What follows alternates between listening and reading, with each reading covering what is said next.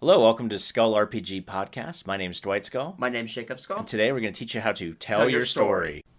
So we teased this in the last couple videos of how to create a cool big bad guy or big bad girl room.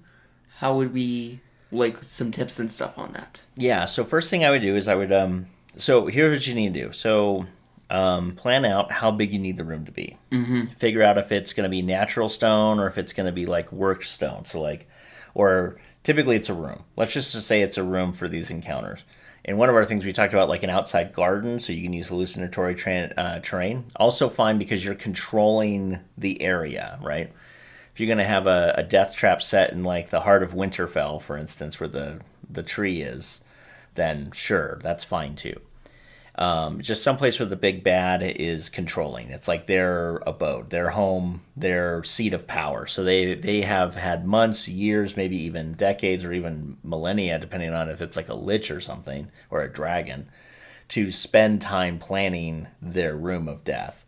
And if this is where they're at, this is kind of the nastiest part. And you want to think about this like video games too. When a video game does this, it's normally a big room with traps, with a bunch of people, and then there's this big nasty thing that's fighting you. So think about it in terms of that. So create a room on graph paper or just regular paper. Do your 5-foot squares and at least have the room be planned on, my guess would be 20 by 20 squares. Mm-hmm. You may want to just look at what your gaming mat handles and just say that's as big as of a room as I want to create, and maybe I don't want to create a room that big. I would look at creating things like pillars. I look at certain small walls, half walls, because again, if this person has been ready for battle, they're going to create 50%, 75% cover, maybe almost even total cover with walls where they just have the arrow slits from medieval times in them. Those are really cool because that would provide you a great amount of cover. And then just figure out how many people would this big bad have with them.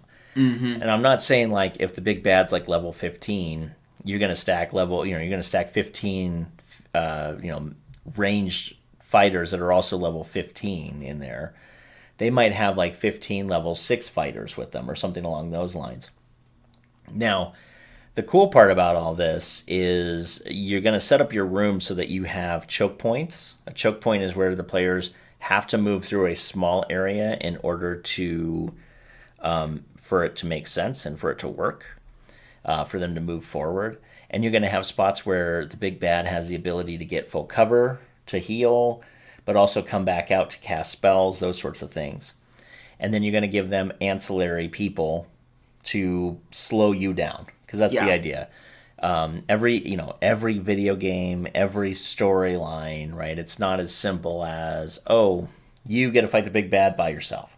No. Mm-hmm.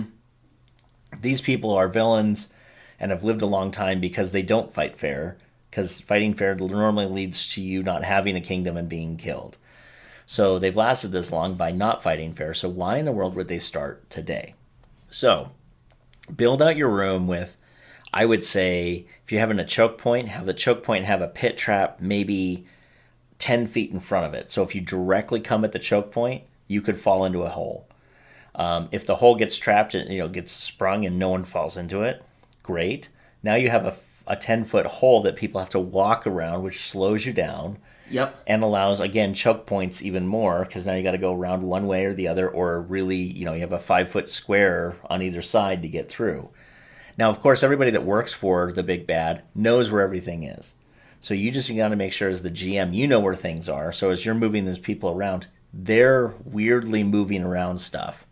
And it could allow some of the players, the smarter ones, intelligence, smart. I don't mean actual players being smart or dumb. I just mean their character has a good intelligence stat. Why would you step this way to go to the fighter? There has to be something there. There's something weird there. I don't know what it is, but you walked weirdly to get to me, which means you know something I don't because you live here.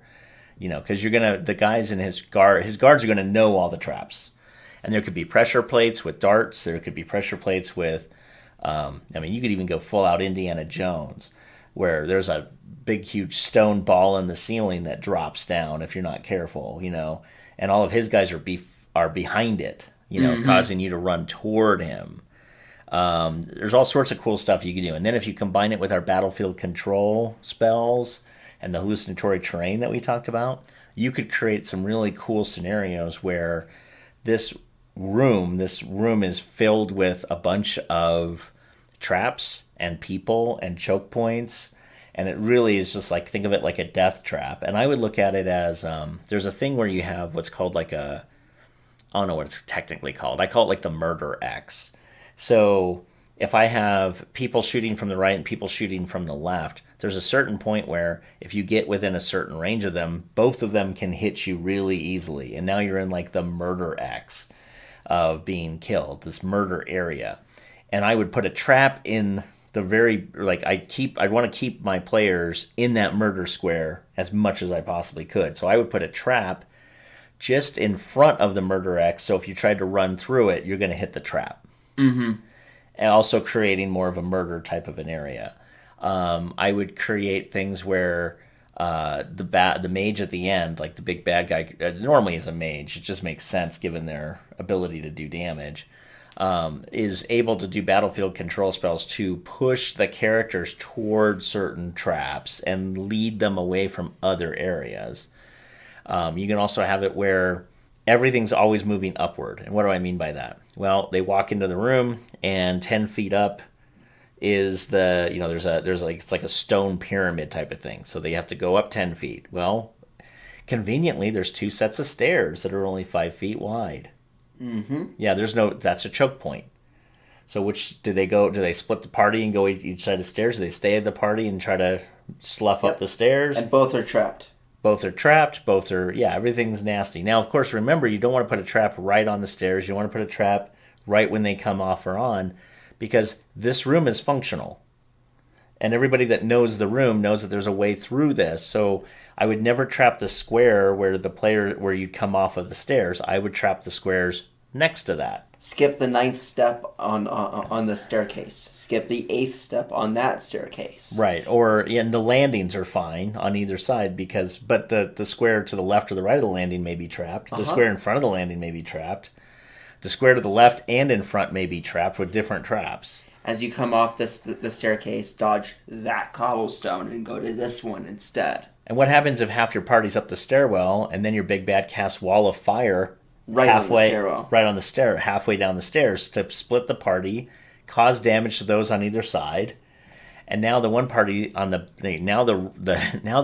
more people in the back, which typically are your spellcasters and your ranged fighters, are separated. They're now separated, and the army is now coming down. A good chunk of little dudes like goons are coming down the other stair set to take them out. Because the goons that your fighter could get through in 1 or 2 turns could be 3 or 4 turns for your spellcasters, because they don't have the HP. They don't have the AC.